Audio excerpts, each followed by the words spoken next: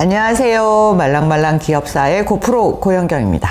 지난 시간에 저희가 오비베어스의 역사를 이야기를 해드렸는데요. 이제 오비베어스의 이름은 두산베어스로 바뀌었죠. 그래서 오늘은 그 이야기를 이어서 두산그룹에 대한 스토리를 들려드리려고 합니다.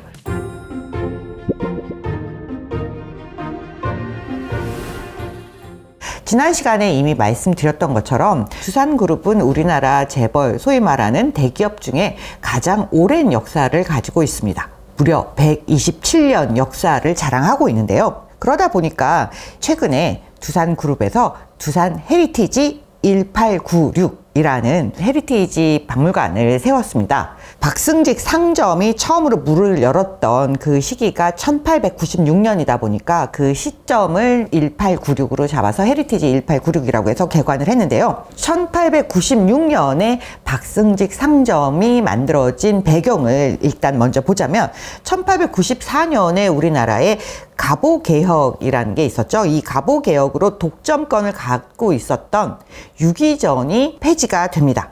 그러면서 1896년에 배옥의 지역에 개인 포목점을 처음으로 열었던 것이 바로 박승직 상점의 출발이라고 할 수 있습니다. 그리고 이 상점이 이제 좀씩 더 장사가 잘 되면서 커지면서 1904년 광장 주식회사라는 걸 만들어요. 이게 우리나라 최초의 주식회사로 등록이 되어 있습니다. 이때 이제 혼자 만드신 건 아니고요. 26명의 동료 상인들과 같이 이 창고 및 토지 대부업 이런 걸로 이제 사업 목적을 삼아서 주식회사를 만들게 되는데요. 이게 이어져서 지금 무엇이 된 것이냐? 동대문 시장이 되었습니다. 그리고 초대 창업주 박승직 씨는 굉장히 여러 활동들을 많이 하셨어요. 이런 상인들과 같이 해서 주식회사를 만들었을 뿐만 아니라 1906년에는 한성 상업회의소를 만드는데 이걸 설립하는데 또 주요 인사로 참여를 하셨습니다. 이게 지금은 또 무엇이 되었냐? 세월이 흘러 대한상공회의소의 효시가 되었던 거죠. 그리고 뭐 경성포목상조합 이런 이제 우리로 치면 뭐 같은 상인들끼리 또 같은 업종에 종사하는 사람들끼리 모여서 이런 조합을 만들었는데 이 박승직 씨가 이거를 이제 이끌면서 초대 회장으로 취임을 하기도 하였습니다. 그러니까 굉장히 사업도 열심히 하셨지만 그 산업계의 사람들의 이제 이해관계를 모아서 또 조직화를 하고 그리고 이런 산업들을 더 발전시키기 위한 노력들을 많이 기울인 분이라고 기억을 할 수 있을 것 같아요. 그런데 이 박승직 상점을 계속 이어가지 않고 이거 자체도 이제 주식회사로 변경을 해요. 이때가 이제 1925년에 박승직 상점이 이제 주식회사 박승직 상점 이렇게 변모를 하게 되는데요. 1920년대 초반쯤에 경기 불황이 심하게 오면서 뭔가 자본 조달을 해야 되는 그런 이유가 있어서 주식회사로 변경을 합니다. 이때 당시 이제 주식 발행했던 그런 문서들이 남아 있고요. 당시 한 주당 가격은 50원이었고 총 1200주를 발행했다고 합니다. 그리고 지난 시간에도 잠깐 언급을 해드렸는데요. 이분은 굉장히 근대적인 사업가예요. 그러니까 이제 이런 조합도 만들고 뭐 주식회사로 최초로 만들고 하셨을 텐데 최초로 직원 출근부라는 것도 만들고 성과급 기반 상여급 지급 제도라는 걸 도입을 했어요. 그러니까 당시로서는 굉장히 혁신적인 제도이고 근대적인 경영 방식을 도입한 경영자이자 창업주라고 볼 수 있을 것 같습니다. 그리고 뭐 지난 시간에 이미 이야기 드렸던 것처럼 소화 기린 맥주 회사 이 회사에 지분 참여를 함으로써 이사로서 또 참여를 하게 되고 이게 이제 나중에 커져서 오비맥주가 된 거죠. 그리고 1940년대에는 이분의 아들인 박두병 씨가 이어받아서 박승직 상점을 경영을 하게 됩니다. 그런데 1945년에 이 박승직 상점이란 이름 자체가 없어져요. 폐업을 합니다. 왜냐하면 지금까지는 이걸 주식회사로 만들면서 나름대로 근대적인 경영을 하기는 했지만 이제 이런 형태로는 더 이상 기업을 발전시키고 세상의 변화를 담아낼 수 없다라고 생각을 한 거죠. 그래서 상점은 이제 그만하자. 그래서 과감한 결단을 내리고 맥주 사업을 좀 더 제대로 된 회사로 키워가 보기로 합니다. 그래서 1946년에 두산상회라는 걸 새로 만들어요. 이때 이 두산이라는 한자 이름을 보면 한 말 쌓아서 이제 산이 우리가 말하는 그 산, 마운틴 산인데요. 산 같은 큰 기업을 이룬다. 라는 뜻이 담겨 있습니다. 그래서 이게 아버지 박승직 씨가 아들 박두병에게 이런 이름을 지어서 준 상호라고 합니다. 그래서 두산상회는 말 그대로 상점보다는 훨씬 커진 의미가 있잖아요. 그리고 무역업을 하고 무역업 플러스 뭘 했냐? 운수업을 했습니다. 그래서 구형 포드 승용차 2대, 그리고 일본군이 사용했던 토요타 트럭 2대를 바탕으로 택시 운수 그리고 화물 운송업을 했다라고 이제 기록에 남겨져 있는데요. 이런 운송업을 했던 게 사실은 나중에 굉장히 큰 도움이 돼요. 왜냐하면 당시에는 우리나라에 뭐 돌아다니는 화물차도 별로 없었고 승용차도 당연히 부족했을 뿐만 아니라 전쟁이 일어나면서 물자를 많이 날라야 되는데 이동 수단이 별로 없었잖아요. 그래서 나중에 전쟁 특수 때문에라도 이 사업이 굉장히 번창을 하게 됩니다. 그래서 어쨌든 이렇게 회사가 나름 돈을 굉장히 잘 벌고 있었던 거예요. 그리고 1948년에 미 군정이 일본 사람들이 가지고 있던 회사들을 다 넘겨받아서 다시 민간에게 이양하는 작업이 되잖아요. 그래서 이때 소화 기린 맥주를 받아와서 이게 동양 맥주의 시대를 열어 젖힌 것이죠. 그래서 이미 박승직 상점 시절부터 이사로 참여를 해서 기업 경영에 동참을 했기 때문에 맥주 대리점을 운영한 경험이 있었어요. 이러다 보니까 이 소화 기린 맥주의 지배인이 되고 이걸 동양 맥주로 바꿔서 오비 맥주를 굉장히 크게 성장을 시키면서 오비 맥주가 두산그룹이 발전하는데 굉장히 중요한 역할을 한다는 것도 말씀을 드렸습니다. 그리고 1953년이 되면 이 두산상해가 두산산업으로 아예 이름을 또 바꿔요. 이름을 바꾼다라는 얘기는 상해가 산업이 된다라는 건 사업의 범위가 훨씬 더 넓어진다라는 걸 의미하는데요. 과거에도 무역과 운송 이렇게 같이 한다라고 했지만 사실 무역이 차지하는 비중이 그렇게 크지 않았는데 이제 본격적으로 무역업을 확장을 시켜 나가게 됩니다. 그리고 1960년에는 동산토건이라는 건설회사를 설립을 해요. 이게 나중에 뭘로 바뀌냐면 이름이 두산건설로 바뀌게 되는 것이죠. 이 두산그룹을 발전시키는 데 중요한 원동력이 됐던 것이 바로 건설업입니다. 당시에는 우리가 인프라도 아무것도 없었고 전쟁 이후에 뭐든지 다 폐허가 된 상황에서 많은 건물, 도로, 뭐 여러 가지 학교도 지어야 되고 이런 건설업 자체가 굉장히 붐이 일었기 때문에 맥주와 건설로 기반으로 굉장히 빠르게 성장을 할 수 있었어요. 그리고 또 한 가지 굉장히 특이한 사업을 하나 인수를 하게 되는데요. 연합뉴스, 지금의 연합뉴스의 전신인 바로 합동통신이라는 회사를 인수를 하게 됩니다. 그러니까 굉장히 특이한 거죠. 그리고 사실은 동산토건을 설립해서 이제 건설업이 막 커진다라고 말씀을 드리긴 했지만 처음에는 일단 자기네 맥주 회사가 너무 크잖아요. 동양 맥주 자체가 굉장히 한국에서 큰 제조업체인 하니까 이 공장 자체의 시설을 개보수를 하고 공장을 뭐 또 짓고 하는데 들어가는 이런 시공 능력을 쌓으면서 금방 자신들이 경험치가 쌓여서 건설회사로서 또 확장해 나가는 그런 역할을 하게 되는데요.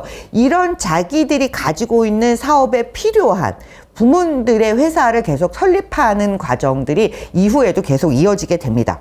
예를 들면 1967년에는 윤한공업사라는 걸 만들어요. 이것도 역시 오비맥주, 동양맥주에서 필요한 사업체이기 때문에 만들게 되는데요. 이게 기계공업 분야예요. 왜 이런 게 필요하냐 하면 안에 맥주를 생산하는 기계들이 있을 거 아니에요. 그런 기계 장비들의 개보수를 맡고 있던 공무과를 따로 독립시켜서 윤한공업사로 만들게 되는 겁니다. 그러니까 이제 따로 별도의 회사가 됐다라는 건 우리 회사 일만 하는 게 아니라 다른 회사의 일들도 기계와 관련된 일들을 할 수 있게 되는 것이죠. 그리고 1969년에는 한국병유리 주식회사라는 걸 설립을 하게 돼요. 1960년대 말까지 한국에서는 이 맥주 업계가 다 유리병이 모자랐어요. 그럼 병 자체를 유리병을 우리가 생산을 해야 되겠다라고 해서 만들어내게 된 것이고요. 그리고 이런 병을 직접 생산할 수 있으니까 나중에 콜라 생산할 때도 콜라병을 생산해서 공급을 할 수 있게 됩니다. 그래서 박승직 상점이라는 상업자본이 동양맥주라는 산업자본을 형성하고 이 동양맥주에서 여기에서 필요한 많은 물자들을 무역을 통해서 뭐 공급을 할 수도 있고 또 여기에 필요한 병이라든가 소위 말하는 수직통합, 계열화 그리고 관련 다각화를 하면서 기업이 빠르게 성장을 할 수 있었습니다. 이렇게 관련 다각화를 하면서 성장을 했어요. 그런데 70년대, 80년대 들어오면 한국 경제가 굉장히 빠르게 성장하죠. 60년대까지는 없는 데서 뭔가 이렇게 만들어내고 먹고 살기 위해서 생존의 게임이라고 한다면 70년대, 80년대는 우리가 수출, 경공업에서 중화공업으로 넘어가면서 수출 주도형 성장을 하면서 굉장히 국민소득이 빠르게 올라가고 매년 1인당 경제 성장률도 정말 10% 넘는 높은 성장률을 구가하는 고속 성장의 시대를 맞이하게 됩니다.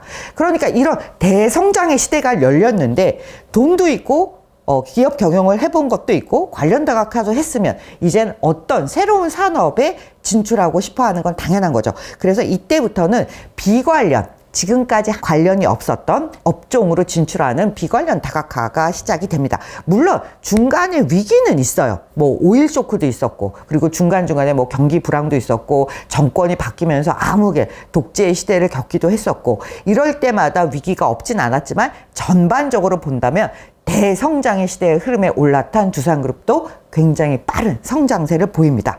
그러면서 1960년, 70년에 돌입하기 69년에 이미 박두병 체제, 박승직에 이어서 박두병 체제가 되는데, 이 박두병 체제에서 전문 경영인 체제로 넘어가요. 당시로서는 굉장히 파격적인 의사결정입니다. 아니, 지금도 우리가 전문 경영인 체제를 찾아보기 어려운데 지금 1969년에 전문 경영인이 등장을 한 거예요. 그래서 이때 정수창 씨라는 분이 동양맥주 사장에 취임을 하게 돼요. 왜냐하면 3세대가 이제 커서 자리를 잡을 때까지는 그 이행기가 좀 필요했던 거예요. 너무 어리고 너무 경험이 없어서 갑자기 회장으로 나오고 이렇게 할 수가 없었던 것도 분명히 이유가 있습니다. 그래서 이런 체제하에서 성장을 하게 되는데요. 1974년에 일단 한국 오크공업 그리고 두산개발을 일단 설립을 해요. 이 오크공업이 나중에 이제 이름이 바뀌면서 두산전자가 되는 거예요. 이때 당시는 경공업, 중화공업, 전자산업에 엄청나게 키우면서 수출의 천병의 역할을 했기 때문에 전자에도 발을 들입니다. 그리고 1975년에는 동양농산이라는 걸 설립을 해요. 이게 나중에 커지고 이름이 바뀌면서 약간 유통업적으로 가면서 이게 두타몰이 되는 거예요. 여러분들 그 두타가 두산타워 뭐 이렇게 되는 거죠. 그래서 두타몰이 되는 거고요. 1977년 이때는 전공사 라는 걸 인수를 해요. 이름이 전공사인데 이거는 이제 방직 공장에 들어가는 기계에 들어가는 부품 업체예요. 그래서 이 부품 업체를 인수하면서 방직 공장 부품만 할 필요는 없잖아요. 그래서 이게 커지면서 두산 기계 주식회사로 상호가 변경이 됩니다. 그리고 78년에는 대한유리를 합병을 해요. 이미 유리병 회사가 있었잖아요. 그래서 이거를 합병해서 두산유리 주식회사라는 걸 만들고요.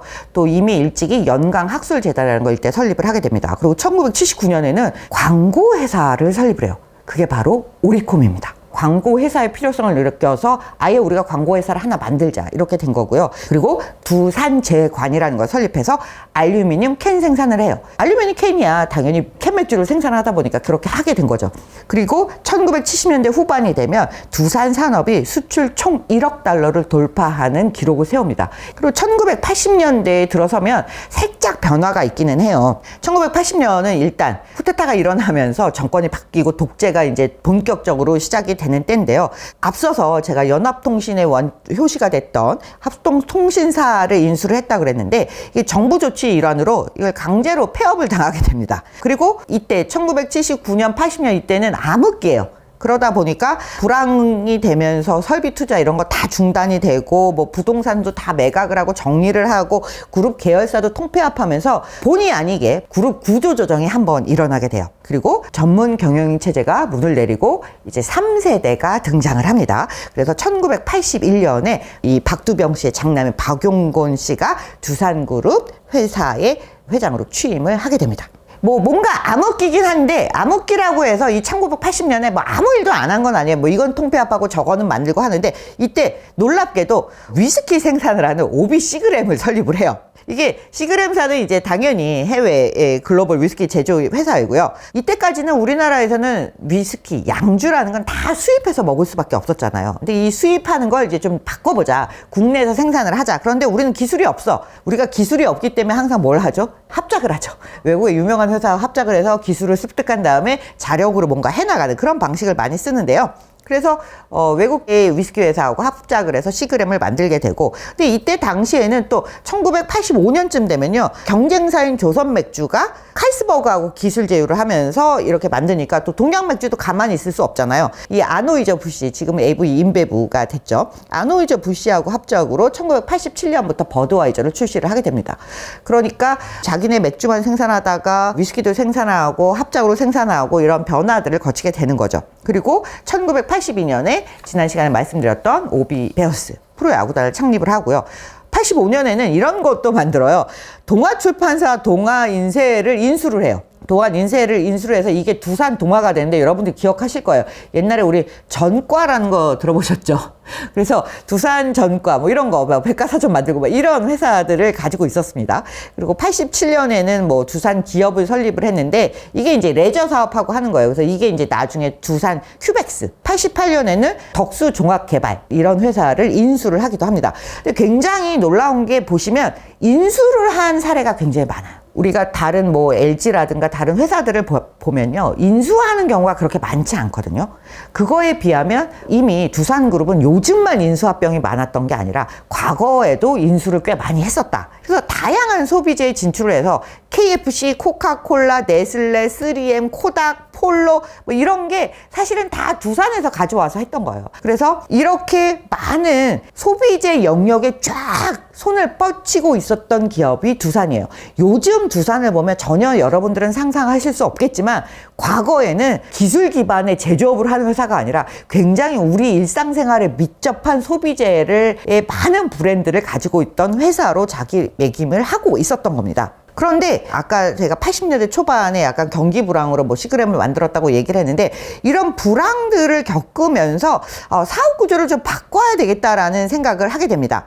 그래서 이걸 좀 더 중공업 그리고 수출 위주의 사업 구조로 바꿔야 되겠다는 생각을 해요. 왜냐하면 이때 당시에 정부 정책의 방향도 그렇게 가고 있었고 소비 수준이 자꾸 높아지는데 이미 소비재 영역은 경쟁이 너무 치열한 거예요. 맥주는 잘 되고 있는데 나머지 뭐 식음료 이런 것들도 계속해서 여러 회사들이 진출하면서 마진율은 낮아지고 경쟁은 치열해진다는 걸 보면서 야, 우리가 이제 소비재를 버리고 다른 쪽으로 진출을 해야 되겠다라고 생각해서 사업 구조를 자꾸 바꿔나가려고 하고 있었어요. 그래서 이미 그 작업은 시작을 해서 뭔가 바꾸고 있는데 1991년에 그 페놀 유출 사건이 터지면서 박용건 회장 자체가 사임을 하게 됩니다. 그러면서 야, 이제 진짜 소비재 하지 말고, 왜 브랜드 이미지가 나락이 갔잖아요. 회사 이미지가 나락으로 가다 보니까 야, 이제 소비재 말고 진짜 좀 더 열심히 중공업으로 전환을 해야겠다 라고 마음을 먹게 됩니다. 그래서 1991년에 두산 종합기술원이라는 걸 만들어요. 왜냐면 지금까지 쌓아뒀던 기술이 아무래도 좀 부족하다 보니까 다른 회사들보다. 그래서 종합기술원을 만들고 1994년에 두산정보통신이라는 회사를 설립을 하게 됩니다. 그리고 정부가 바뀌면서 이제 민주화 시대가 들어오면서 90년대 김영삼 정부 때에는 막 세계화 이런 것들을 굉장히 열심히 설파를 했어요. 그래서 세계 수준의 뭔가를 해야 되겠다 이런 이야기들을 막 열심히 해요. 돈을 많이 투자하면서 외형적인 성장에 막 치중을 하다 보니까 아니 성장을 하고 투자를 해야 되는데 지금까지 벌어놓은 돈만 가지고는 감당이 안 되잖아요. 그러다 보니까 부채를 많이 가져다 쓰면서 성장의 기치를 높이 하게 돼요. 그런데 투자를 한다는 건 어쨌든 외부에서 자금 조달을 하다 보니까 부채 비율이 너무 높아진 거죠. 그리고 안 나가보던 세계시장에 막 나가야겠다라고 외형적 성장 막 돈을 부었긴 부었는데 성과가 그렇게 금방 하루아침에 날 일이 없잖아요. 그러다 보니까 갑자기 회사가 재무 구조가 너무 안 좋아지는 거예요. 그래서 1995년에 적자 규모가 9천억, 부채 비율이 600%를 넘었어요. 그러니까 아직 1997년 아시아 금융위기는 오지도 않았는데 이 회사는 이미 위기가 왔어요. 그러니까 먼저 구조조정을 하지 않을 수 없는 상황이 됐습니다. 그래서 이때 1995년과 97년 사이에 1차 구조조정을 하게 돼요. 그래서 이 회사는 굉장히 특이한 구조조정을 하는데 다른 회사들은 왜 안 되는 걸 어쩔 수 없이 헐값에 매각하는 이런 경우가 많은데 이 회사는 우리는 어차피 사업의 포트폴리오를 바꾸자라고 마음을 먹었잖아요. 소비재 말고 기술 기반, 중공업 이런 쪽으로 가자. 이렇게 가자라고 마음을 먹다 보니까 먼저 돈이 잘 되는 사업들을 먼저 팔아요. 그래서 오비 맥주 영등포 공장도 매각을 합니다. 그리고 이때 이제 오비 맥주 지분들을 이제 팔기 시작을 하죠. 두산개발, 두산농업을 합쳐요. 그리고 두산창투, 두산렌탈, 뭐 두산환경산업 이런 것들을 다 두산동화로 통합을 한 다음에 이제 매각 작업이 들어가고요. 한국코닥, 3M 지분 이런 것도 다 매각을 해요. 그리고 오비 맥주의 음료 사업부, 또 미국 코카콜라에 매각을 하게 됩니다. 그런데 왜 이 돈 되는 사업부부터 매각을 했냐? 이 박용성 회장의 이른바 걸레론이 여기서 등장을 해요. 이름이 별로 듣기는 안 좋죠. 그래서 이런 건 참 네이밍도 중요한 거예요. 나한테 걸레이면 남한테도 걸레다 이거예요. 그러니까 내가 필요 없어서 팔면 남들도 그걸 값어치 있게 사주지 않는다는 얘기예요. 그래서 이런 전략을 썼기 때문에 알짜 되는 사업을 비싼 값에 제값을 받고 파는 거예요. 구조정이라고 해서 막 헐값에 매각하는 게 아니라 제값을 받고 팔 수 있었다라고 이야기를 합니다. 그래서 1997년 아시아 금융위기가 와서 한국 기업들이 다 막 날아가고 있을 때 이 두산은 의외로 굉장히 잘 살아남았어요. 사전적으로 구조조정을 했기 때문에. 그런데 한국 경제 자체가 이제는 위기가 와서 뭔가 본질적인 구조조정을 할 수밖에 없는 때가 와요. 그러다 보니까 두산도 자연스럽게 2차 구조조정에 들어갑니다. 그래서 1998년, 99년에 2차 사업 구조조정을 하는데요. 오비백주 지분 나머지를 이제 다 인터브루에 매각을 하고 남은 지분은 이제 두산 경월소주, 두산 경월, 두산 백화하고 통합해가지고 주류 사업도 최소한만 유지하다가 그것도 이제 2001년 뭐 이렇게 나머지를 다 매각을 하게 돼서 완전히 주류 사업에 손을 떼게 되죠. 지난 시간에 다 말씀을 드렸어요. 그리고 두산 유리, 두산 제간을 통합해서 하나의 계열사로 만들면서 이것도 매각을 하게 됩니다. 왜냐하면 이제 오비 맥주 자체가 없어졌잖아요. 음료 사업부가 없어졌으니까 이걸 가져갈 이유가 없었던 거죠. 그래서 1995년 전체 계열사 수가 몇 개였냐면 29개사였어요.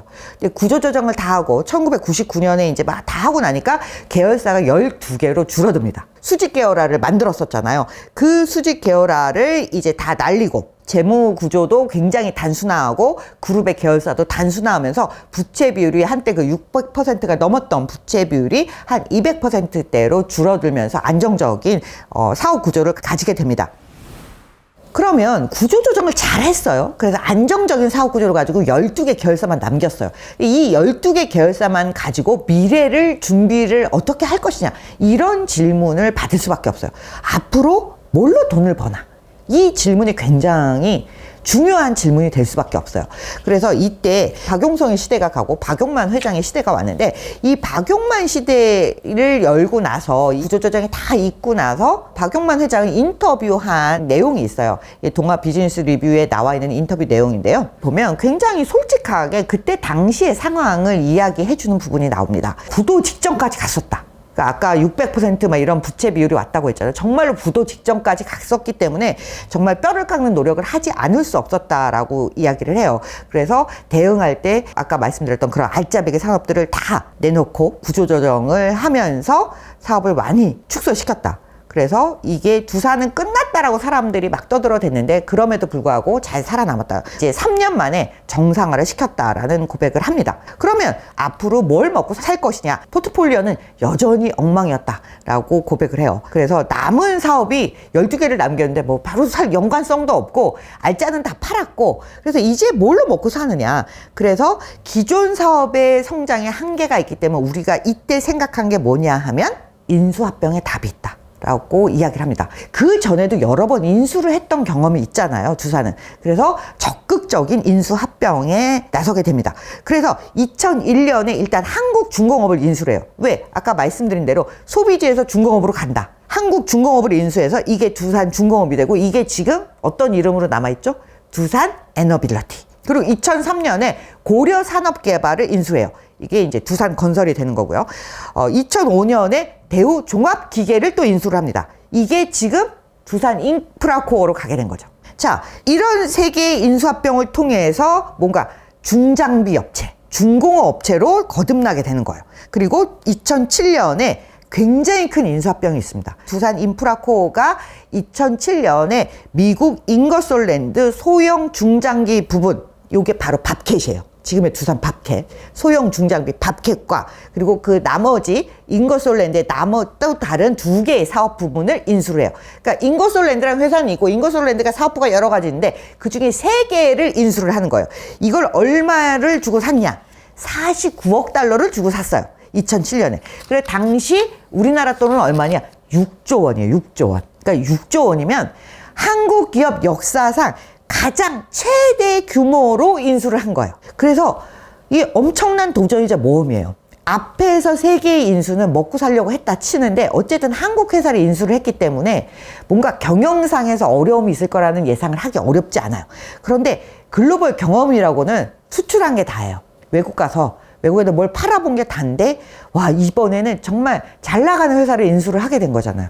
잘할 수 있을까? 그러면 다시 그때 인터뷰에 이런 내용이 나와요. 국내 기업에서 어떻게 인수합병까지 하는 건 이해가 된다. 글로벌 회사를 인수할 생각을 했냐? 라는 질문을 던져요. 그랬더니 박용만 회장이 뭐라고 얘기를 하냐면 이제 국내에서만 경쟁해서는 더 이상 성장의 기회가 크지 않다라고 판단을 한 거예요. 그래서 글로벌로 나갈 수밖에 없었다. 글로벌 사업으로 나가려면 뭘 하면 될까? 글로벌 기업을 인수해서 나가는 것이 빠른 방법이라고 생각을 했다라는 거죠. 굉장히 오랫동안 밥캣을 사고 싶어서 노려왔었던 거예요. 그래서 실사도 많이 하고 연구도 많이 하고 준비도 많이 하고 이 회사를 가져오면 좋겠다라고 준비가 되어 있는 상태에서 M&A 시장에 물건이 딱 나오니까 이거를 우리는 준비했다. 그래서 이런 표현까지 나와요. 인터뷰에 보면 2007년 5월 인거솔랜드의 밥캣 매각 계획 소식을 듣자마자 우리는 맨 위 서랍 속에 준비하고 있던 파일을 꺼내 곧바로 작업에 착수했다. 그러니까 파일을 꺼냈다는 건 우리는 준비가 다 있었다라는 얘기죠. 사실 굉장한 시너지를 기대했어요. 이 많은 6조 원을 돈을 던질 때는. 일단 밥캣은 북미 지역에 강하고 소형 장비에 강해. 그리고 제품 개발하는 기술이 강하게 있어요. 그러면 두산 인프라코어는 밥캣이 가지고 있는 부분은 다 약한데 뭘 가지고 있냐? 일단 중국 지역에서는 강하다. 우리는 북미는 없지만 아시아, 중국 큰 시장에 강해. 그리고 우리는 소형 장비는 몰라. 중장비는 우리가 크다. 좀 큰 장비 된다. 그리고 제품 개발 기술은 없지만 제품 제조 기술이 있다. 우리는 또 제조 강국이잖아. 그러니까 딱 보니까 와 서로 굉장히 보완적인 관계인 거예요. 경쟁 관계이기 때문에 이 회사를 잡아서 우리가 키워야 되겠다가 아니라 너무나 보완적인 관계이기 때문에 시너지 효과가 굉장히 기대가 됐던 거죠. 또 과거에 일본의 실패 사례 같은 경우도 많이 봤다고 그래요. 저 인수 대상이 된 회사를 점령군처럼 들어가서는 안 된다. 일본 회사들이 그렇게 많이 인수합병을 해서 점령군처럼 들어가서 실패한 경험들이 많이 있었던 거죠. 그래서 그런 걸 하지 않도록 하자. 뭐 이런 나름의 노하우와 프로세스들을 만들어냈다라고 합니다. 여기에서 그치지 않아요. 일단 2009년에 나머지 주류 부문들을 다 롯데 주류에 매각을 하고요. 그리고 크고 작은 M&A들을 엄청나게 많이 해요. 그러니까 이만했던 회사를 뭐 사업부로 뭐 맥주만 팔고 주류만 팔고 음료만 팔고 이런 식으로 팔았던 것처럼 그 이후에도 두산 안에서 이런저런 사업 부분들을 계속 나눠서 팔게 됩니다. 사실 두산 인프라코어도 그렇게 해서 매각을 많이 했어요. 그리고 사는 것도 많이 사요. 왜냐하면 기존의 자신들이 가지고 있지 않지만 앞으로 이 미래 사업이 된다라는 분야는 지금부터 연구 개발해서 하는 방법도 있지만 새로 설립해서 일단 하나의 회사를 인수하는 게 빠르잖아요. 그래서 2014년에 한국 퓨얼셀 파워를 인수를 해요. 이게 지금의 두산 퓨얼셀이 된 거죠. 그리고 미국의 클리어 에이지 파워 이런 것들도 다 인수를 하게 됩니다. 이건 뭐냐면 기존 사업에 이제 붙여서 확장하는 일종의 그런 역할도 있고, 그리고 연료 전지 사업 같은 부분은 이제 새로운 사업 분야를 진출을 하게 되는 거죠. 그리고 2015년에는 새로운 미래 사업부를 생각하다 보니까 두산 로보틱스를 설립을 해서 얼마 전에 상장하면서 굉장히 IPO 시장에서 굉장히 핫하게 떠오른 회사가 있었죠. 자, 끊임없이 인수하고 끊임없이 매각을 하면서 뭔가 사업의 구조를 계속 미래지향적 사업의 구조로 가져가기는 해요. 그런데 보시면 두산 밥캣이 항상 효자 소리를 들었던 건 아니에요. 승자의 저주, 위너스 커스. 왜냐하면 아까 얼마에 샀다 그랬죠? 6조 원에 샀다고 그랬어요. 근데 두산이 뭐 이것저것 매각하고 자기네가 가지고 있던 실탄이 딱 1조 원이에요. 그럼 5조 원을 땡겨왔다는 얘기잖아요. 그러면 사실 이 인수자금은 어디가 됐냐면 두산 인프라코어하고 두산 엔진이 부담을 했어요. 그러니까 이 두 개의 회사가 이거를 다 가져가려면 뭔가를 또 끊임없이 매각을 해야 되잖아요. 그러니까 나머지 막 다 라이센스 있던 거, 뭐 KFC, 버거킹 이런 것도 다 매각을 하고 5조 원을 어쨌든 조달을 해야 되는 거예요. 그럼 다 매각으로만 조달이 안 되니까 부채도 엄청나게 적겠죠. 그러면 재무적인 상황이 안 좋아질 수 있어요. 왜냐하면 경기가 안 좋아졌기 때문에 더 했죠. 2007년, 2008년이면 여러분 딱 뭐가 생각나요? 글로벌 금융위기가 왔잖아요. 리만 브라더스. 그러다 보니까 글로벌 금융위기가 왔는데 뭐 미국이 완전 날아갔잖아요. 미국과 유럽은 난리가 났습니다. 그러니까 당연히 신규 투자 이런 것들이 일어날 리가 없잖아요. 신규 투자, 건설, 인프라, 공장 안저 이러면 어떻게 되죠? 건설 기계 산업이 당연히 위기가 몰아닥칠 수밖에 없는 거예요. 주택 경기 다 안 좋아요. 그러면 밥캣도 당연히 미국 시장에서 좋을 수가 없었습니다. 그러다 보니까 엄청난 재무적 압박 상태가 와요. 두산건설도 그 이후에 위기가 또 옵니다. 여러분 기억하실지 모르겠지만 일산에 두산 위브더 제니스 대량 미분양 사태가 나와서 막 홈쇼핑에서도 아파트 팔고 막 이랬어요. 그리고 모두 해준다 모두 해준다 그래도 미분양 사태가 와서 결국은 두산건설은 이런 게 쌓여서 나중에 2019년에 상장 폐지되죠. 2019년에 상장 폐지됐으니까 그전까진 괜찮지 않았을까라고 생각할 수 있지만 이 두산 바켓에 자금을 댔던 두산인프라코나 두산건설이나 사실은 두산그룹에 있어서 포기하기에는 굉장히 어려웠던 회사들이에요. 그러니까 이 회사들의 재무적인 위기, 곤경을 없애기 위해서 그룹 차원에서 엄청나게 돈을 많이 대요. 여기 팔아서 이거 되고 저기 벌어서 여기 되고 이런 식으로 굉장히 오랫동안 끌고 왔던 게 있기 때문에 두산그룹은 여러 번 위기설이 돌았어요. 그리고 이것만 있는 게 아니라 두산중공업도 위기를 맞습니다. 아니 이제 발전소 많이 짓고 했는데 탈탄소가 기조가 요즘만 ESG가 강조된 게 아니에요. 이미 재생에너지를 많이 써야 된다라는 얘기는 유럽에서는 아주 일찍부터 시작이 됐던 거죠. 그러다 보니까 석탄 발전소는 덜 짓게 되고 원자력 부분 야 우리 원자력 잘할 수 있어 막 이랬는데 원자력 아니 후쿠시마 터지고 뭐 이런 일 전후로 해서도 더 이상 짓지 않게 되잖아요. 그러다 보니까 두산중공업도 엄청난 위기를 맞으면서 부도 위기에 몰리게 됩니다. 그래서 2020년 산업은행이 뭐 계열사 매각 같은 걸 요구를 하면서 두산에 3조 5천억 원을 지원을 하게 됩니다. 이때 당시만 하더라도 두산중공업이 얼마나 상황이 안 좋았냐면 2014년에 당기 수익 손실이 7년 연속 적자를 기록을 했어요. 와 어마어마한 거죠. 부채 비율이 243.3%인데 뭐 회복될 기미가 없었던 거예요. 그러니까 이런 상황에 놓여 있던 두산중공업을 끌고 오고 버티다가 결국은 어떻게 할 수 없는 지경에까지 이르게 된 거죠. 그래서 두산인프라코도 쪼개서 계속 매각을 했잖아요. 그래서 마지막에는 현대중공업에 매각을 하게 됩니다. 이런 자금 지원을 받을 때는 자구책을 내놓게 되어 있어요. 우리가 어떻게 회상을 할 테니 이렇게 자금 지원을 해주세요 라고 하는 게 이제 그런 재무 개선 계획안들을 내놓게 되는데요. 세게 내놔요. 구조조정 하겠다. 물론 증자도 하고 우리가 가지고 있는 자산 다 매각하겠다. 뭐 이렇게 해서 3조 원 가량 우리가 이제 돈을 마련하겠다. 이렇게 이야기를 하게 됩니다. 그런데 항상 우리 두산그룹은 걸레는 걸레다예요. 나한테 걸레는 남한테 걸레다. 그래서 알짜 매각을 막 해요. 그래서 돈 되는 거 다 팔게 됩니다.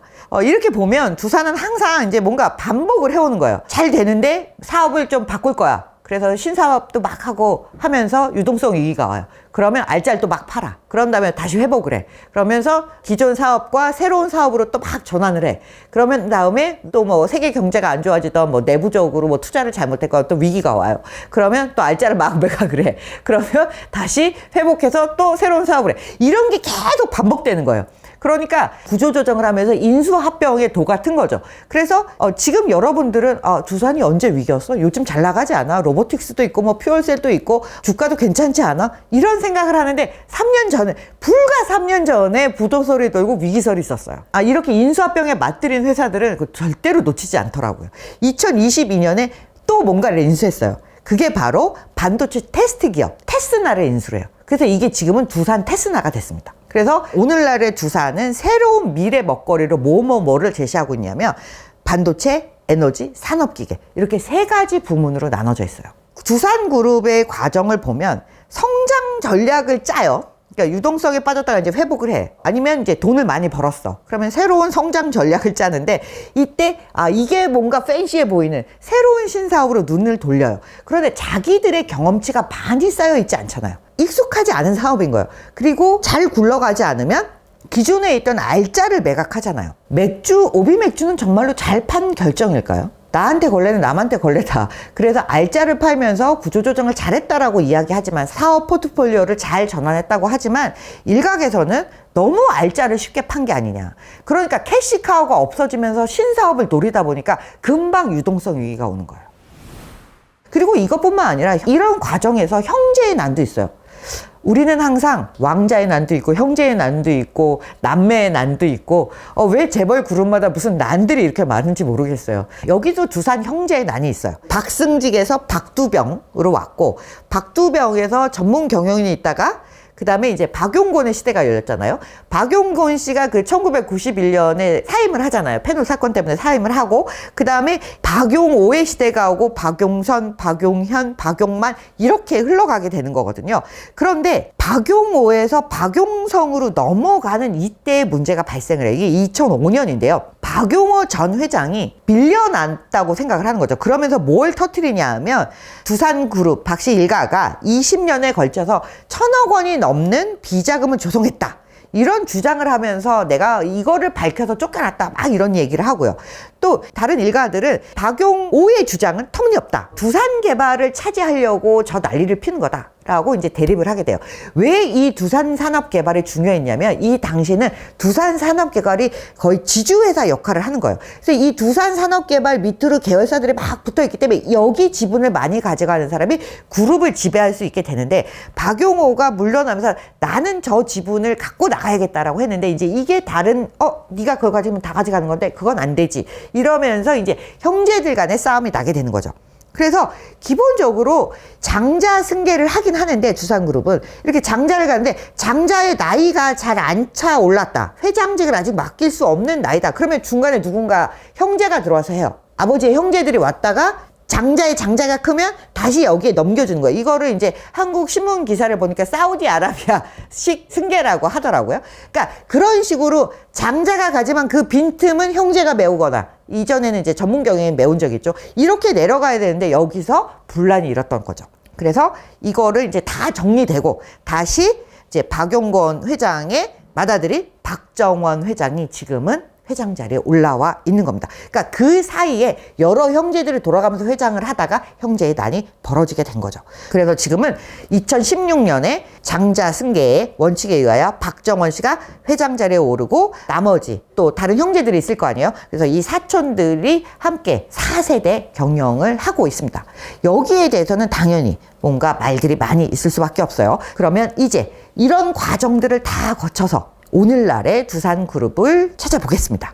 오늘날의 두산그룹은 이제 주식회사 두산이 지주회사처럼 가운데 딱 자리를 하고 있고요. 이 밑에 두산 에너빌리티가 있고 이렇게 다른 회사들이 쫙 있고 이 에너빌리티 밑에 다시 두산 밥켓이 있어요. 그리고 두산 퓨얼셀도 있습니다. 그래서 이 두산 퓨얼셀이 이제 연료전지 하는 원천 기술을 가진 그 회사고요. 그리고 2015년에 만들었던 두산 로보틱스 2023년에 창장을 했죠. 그래서 올해 2022년의 실적들을 보면 두산 밥켓 에너빌리티가 굉장히 실적이 좋았어요. 그래서 2020년에 굉장히 상태가 안 좋아서 채권달 관리에 들어갔다라고 했잖아요. 그래서 이거를 이제 금방 벗어났죠. 금방 벗어나고 2022년 두산그룹 전체 실적이 굉장히 좋았습니다. 주식회사 두산이 지주회사 같은 역할을 하기 때문에 여기 연결 매출을 보면 17조 538억 원이고요. 영업이익이 무려 1조 1,283억 원을 기록을 했어요. 그러니까 2019년 이후 다시 영업이익 1조 원을 돌파를 했어요. 그러니까 실적이 굉장히 빠르게 개선이 된 거죠. 그리고 두산 밥켓 같은 경우도 굉장히 좋았습니다. 매출만 8조 6,200억 원이 넘었고요. 영업이익이 1조 716억 원이에요. 두산 밥켓이 창사 이래로 최초로 영업이익 1조 원을 돌파를 했습니다. 두산그룹 전체로 보면 이 중에 상장된 회사가 6개가 있습니다. 주식회사 두산, 두산 에너빌리티, 두산 퓨얼셀, 두산 로보틱스, 밥켓, 테스나 이렇게 8개 회사가 상장이 됐어요. 그래서 이 상장된 회사의 시가총액을 다 합치면 20조가 넘는 거대한 그룹입니다. 그러면 주가 수익률을 한번 볼까요? 두산 퓨얼셀, 에너빌리티, 테스나 같은 경우는 지난 5년 동안 그러니까 안 좋았던 시기까지 다 합치면 두산 테스나 같은 경우는 무려 384%를 넘습니다. 뭐 거의 4배 가까이 오른 거잖아요. 저런 회사를 샀어야 되네요. 저는 도대체 투자를 어디다 하고 있는 걸까요? 그런데 또 요즘 안 좋은 소식이 한번 들려왔죠. 원전에 대한 미련을 못 버리고 하고 있었는데 소형 원전 사업, SMR 사업이 있었는데 이제 이게 미국에서 중단될 위기죠. 그래서 K원전이 또 좋지 않은 소식이 들려오면서 여기에 대해서 살짝 주가가 흔들려서 최근에 좀 빠지고 있습니다만 그럼에도 불구하고 전체적으로 보면 또 어려웠던 위기를 극복하고 전체 사업 포트폴리오가 앞으로 꾸준히 나가는 모습을 보여주고 있습니다. 최근에는 뭐 2차 전지가 너무 올라갔다가 내려가다 보니까 두산 퓨어셀이 주가를 보시면 이렇게 쫙 올라갔다가 하늘색이 쫙 내려가는 그런 모습을 보여주고 있습니다. 워낙 이제 두산 데스나라든가 두산 퓨어셀 이런 회사들의 주가 수익률이 너무 높았다가 낮아지니까 이 아래쪽에 있는 주식회사 두산이나 에너빌리티 같은 경우가 비교를 했을 때 잘 보이지 않는데요. 어찌됐든 일부 회사들은 조금 어려움을 겪고 있지만 또 중요한 다른 회사들이 굉장히 좋은 실적을 가지고 주가 수익률을 이끌고 있는 것으로 보여집니다. 이런 상장 기업 이외에도 두산이 가지고 있는 계열사들을 보면요. 두산 산업차량, 또 두산 모빌리티 이노베이션, 두산 로지스틱스 솔루션, 두산 H2 이노베이션 뭐 이런 회사들을 또 계열사로 가지고 있고요. 여전히 광고회사 이런 회사들 또 두산 베어스를 자회사로 가지고 있습니다. 두산그룹은 굉장히 업앤다운, 좋았다 안 좋았다 이런 경험들을 매우 많이 가지고 있어요.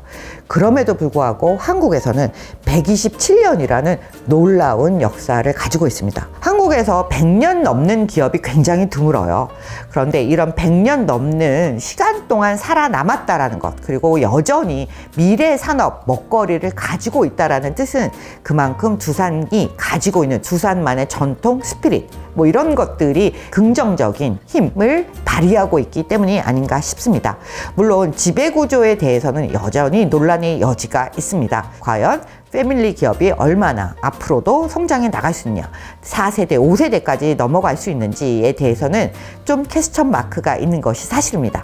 그런 부분들을 잘 헤쳐나가면서 앞으로 200년, 300년 오랫동안 잘 버티고 성장하는 기업으로 거듭나기를 기원해 바람하지 않습니다. 오늘 두산그룹 얘기 들려드렸는데 재미있게 들으셨는지요? 지금까지 말랑말랑 기업사 고프로 고영경이었습니다.